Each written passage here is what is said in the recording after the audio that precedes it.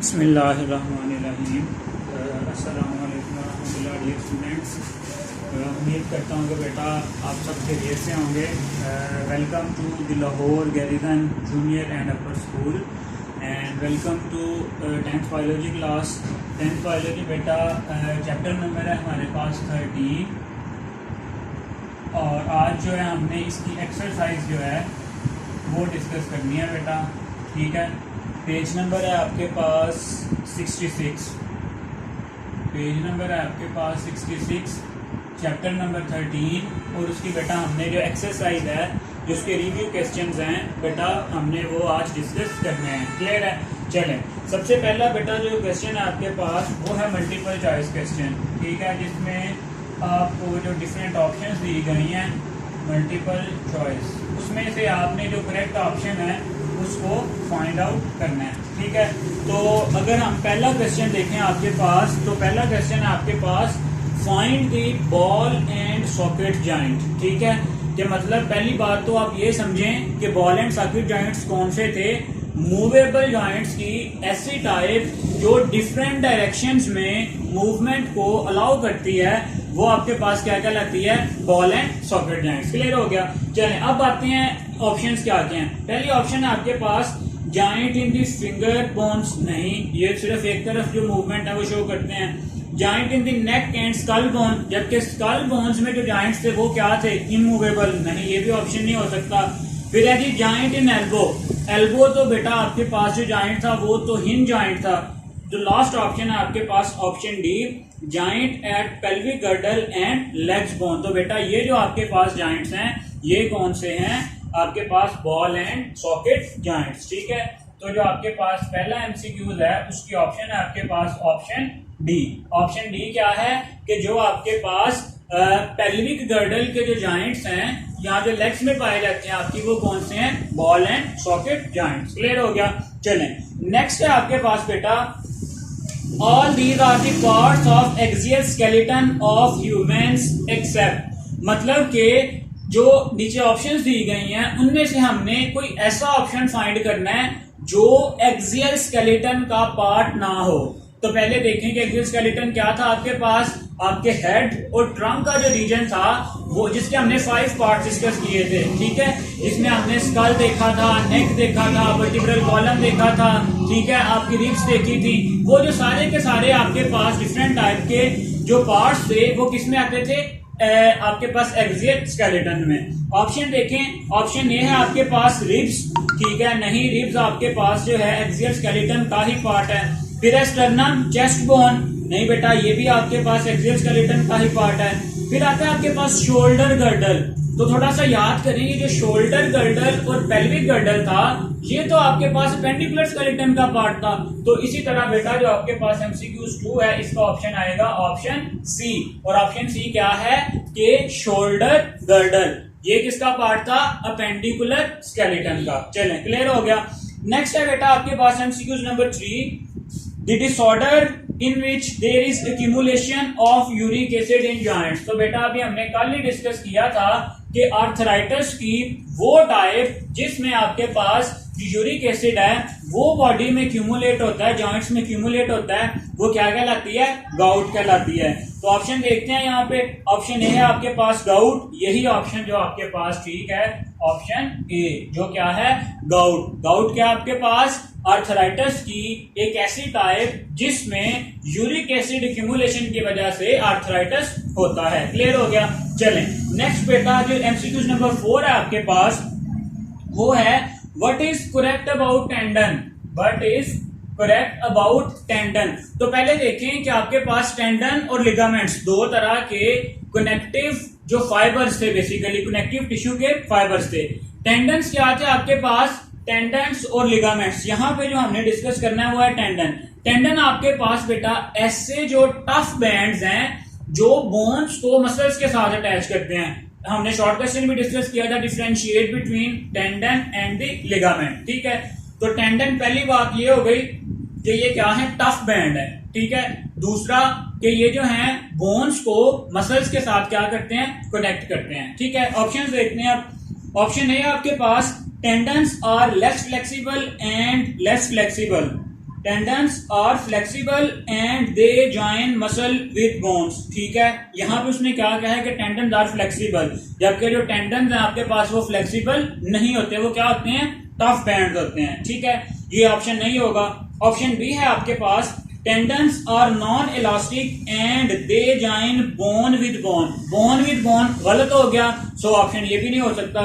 फिर option C है आपके पास tendons are non elastic and they join muscle with bone. तो ऑप्शन सी होगा बेटा आपके पास कि टेंडन्स आपके पास क्या हैं, टफ बैंड्स हैं, नॉन इलास्टिक बैंड्स हैं, जो क्या करते हैं, बोन्स को, जो डिफरेंट मसल्स हैं उनके साथ क्या करते हैं, कनेक्ट करते हैं। क्लियर हो गया। चलें नेक्स्ट है बेटा आपके पास एमसीक्यू नंबर 5। अगर हम एमसीक्यू नंबर 5 की बात करें तो उसमें है how many bones make our school.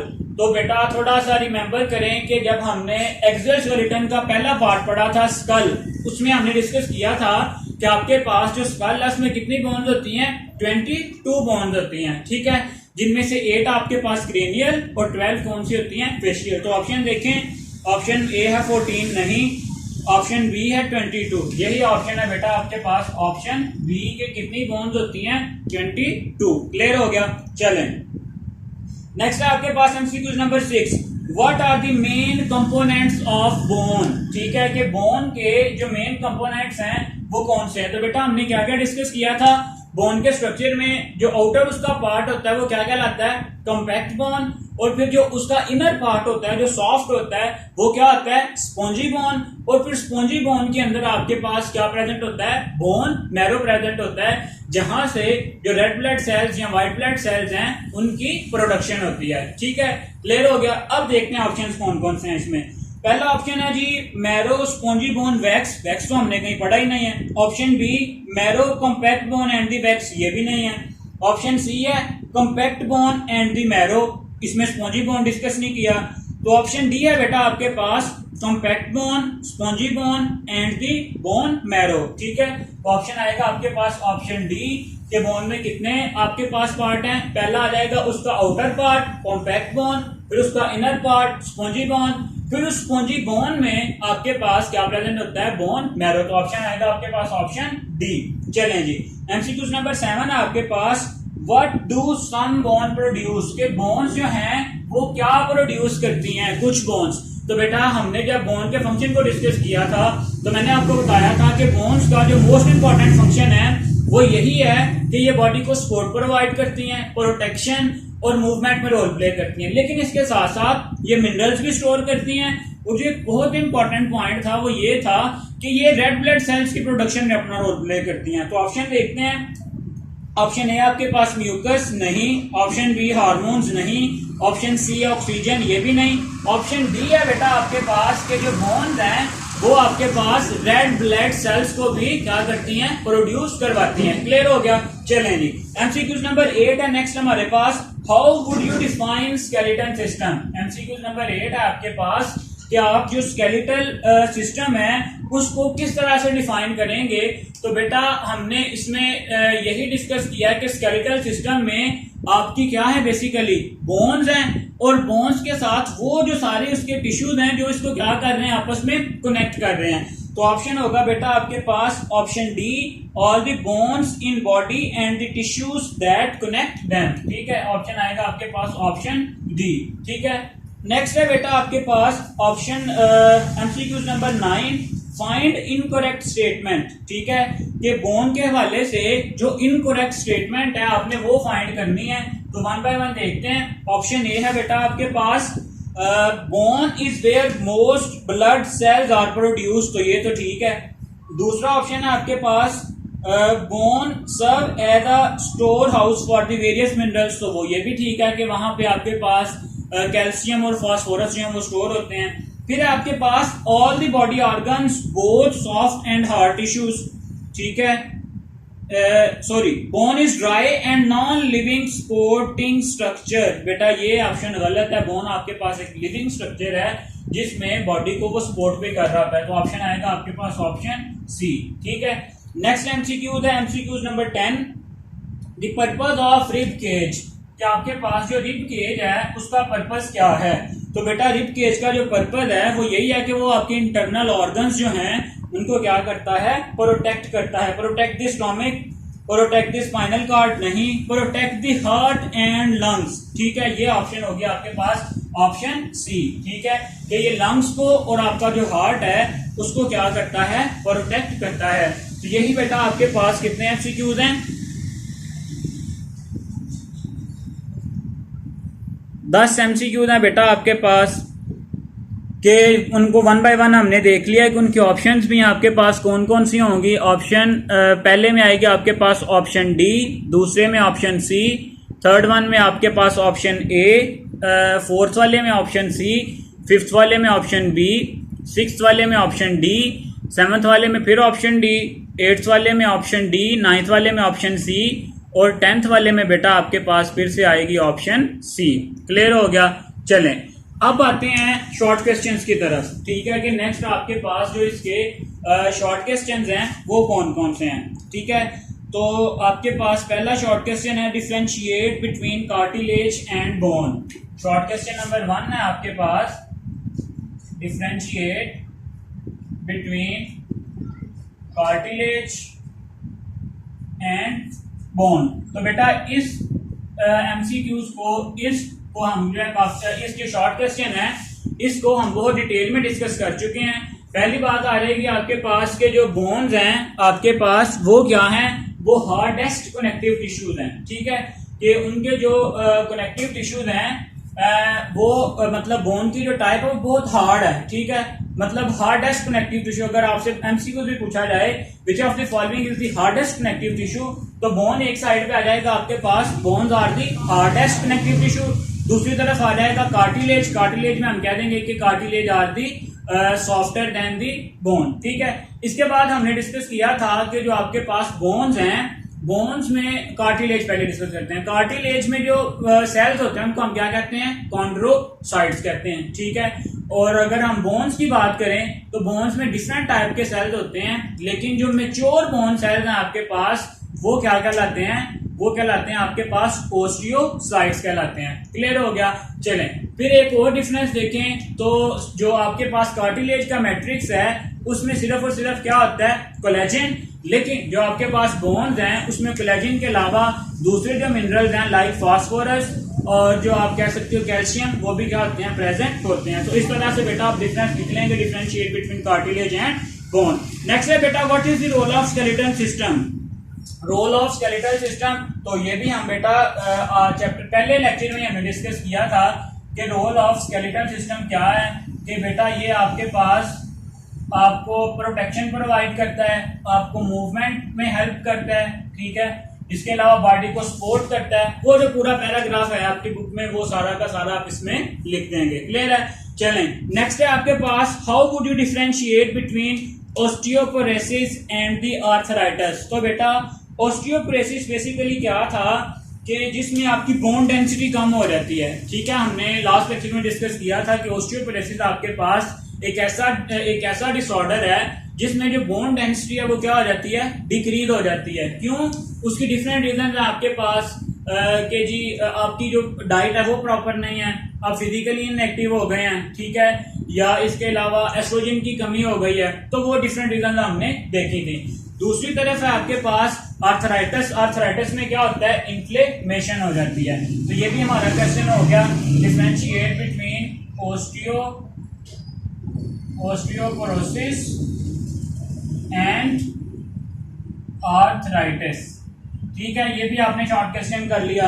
Next जो लास्ट है आपके पास वो है label the biceps and the triceps in the following. Diagram बनी हुई है बेटा, उसमें जो आपके शोल्डर के फ्रंट पे जो मसल्स होते हैं, ये वाले मसल्स जो हैं, ये वाले मसल्स आपके पास कहलाते हैं बाइसेप्स, और ये नीचे वाली साइड पे जो मसल्स होते हैं ये आपके पास कहलाते हैं ट्राइसेप्स। क्लियर हो गया। चलें, तो ये बेटा शॉर्ट क्वेश्चन भी कंप्लीट है। नेक्स्ट है आपके पास अंडरस्टैंडिंग द कॉन्सेप्ट्स में what are the main components of axial skeleton and इसको हमने डिटेल में लॉन्ग क्वेश्चन डिस्कस किया हुआ है। Describe the types of joint, ये भी हमने डिस्कस किए हुए हैं। What are the ligaments and tendons, ये भी हमने शॉर्ट क्वेश्चन देखा हुआ है कि आपके पास टेंडन्स और लिगामेंट्स में डिफरेंस क्या है। फिर है जी explain the antagonism in muscle action selecting biceps and triceps. कि जो एंटागोनिज्म को एक्सप्लेन करें by the example of biceps and the triceps. तो मैंने आपको बताया था कि एंटागोनिज्म किसी भी हम ऐसे प्रोसेस को कहते हैं जिसमें जो दो बॉडीज हैं वो एक दूसरे के अपोजिट काम कर रही हो, ठीक है। फॉर एग्जांपल अगर मसल्स की बात करें तो ये जो आपके बाइसेप्स और ट्राइसेप्स क्या है, एंटागोनिस्टिक मसल्स हैं। जैसे ही बाइसेप कॉन्ट्रैक्ट करेगा ट्राइसेप क्या हो जाएगा, रिलैक्स हो जाएगा। जैसे ही ट्राइसेप कॉन्ट्रैक्ट करेगा बाइसेप क्या हो जाएगा, रिलैक्स हो जाएगा। So this is all about the antagonism action of the biceps and the triceps. Clear है? चलें, ये बेटा आपके पास हमने एमसीक्यूज भी कर लिए हैं, आपके शॉर्ट क्वेश्चंस भी हैं इसी पे, और इसी में जो है हमने पूरी जो कंप्लीट एक्सरसाइज है वो हमने बेटा जी यहाँ पे डिस्कस कर ली है, ठीक है। तो इसी के साथ बेटा आपका जो चैप्टर है आज का वो भी कंप्लीट है। नेक्स्ट फिर इंशाल्लाह जो है हम नया चैप्टर शुरू करेंगे और उसमें जो है वो काफ़ी थोड़ा लेंथी चैप्टर है, उसको हम क्विकली रिव्यू करेंगे ताकि जो हमारा सिलेबस है वो भी साथ साथ कवर होता जाए। तो बेटा इस चैप्टर के हवाले से अगर आपका कोई भी क्वेश्चन है, ठीक है, कोई पॉइंट आपको समझ नहीं आया किसी भी हवाले से, तो बेटा जो है वो आप डिस्कस कर सकते हैं, ठीक है। आप कमेंट सेक्शन में लिख सकते हैं या जो है बेटा जी आप जो आपका गूगल क्लासरूम है आप उसमें शेयर कर सकते हैं, ठीक है। किसी भी चैप्टर के हवाले से कोई भी क्वेश्चन है बेटा, कोई पॉइंट आपको समझ नहीं आया, ठीक है, तो वो आप बेटा पूछ सकते हैं, ठीक है। जितने क्वेश्चन ज़्यादा करेंगे उतना पता चलेगा कि बेटा आपको चीज़ें समझ भी आ रही हैं। अदरवाइज तो ऐसा ही है कि मैंने पढ़ा दिया और आपने सुन लिया किसी को। जितने क्वेश्चन ज़्यादा होंगे उतना ही अच्छा बेटा। तो क्वेश्चन किया करें, जिसके माइंड में भी अगर कोई भी क्वेश्चन है तो बेटा वो ज़रूर शेयर किया करें, ठीक है, ताकि दूसरों का भी उससे कुछ ना कुछ फ़ायदा हो जाए। तो छोटा सा चैप्टर है बेटा, पेपर के हवाले से बहुत इंपॉर्टेंट है। इसमें से आपको लॉन्ग क्वेश्चंस भी मस्ट आते हैं और शॉर्ट क्वेश्चन एमसीक्यूज तो ऑब्वियसली आने ही आने हैं, ठीक है। छोटा सा चैप्टर है लेकिन इंपॉर्टेंट है। आप 2-3 घंटे सुकून से पढ़े से तो इस चैप्टर को आप कवर कर लेते हैं। तो बेटा इस चैप्टर को दोबारा से बहुत अच्छे से आप प्रिपेयर करें, ठीक है। फिर इंशाल्लाह जो है नेक्स्ट लेक्चर में जो हम नया जो चैप्टर है वो शुरू करेंगे। तब तक के लिए अल्लाह हाफिज़।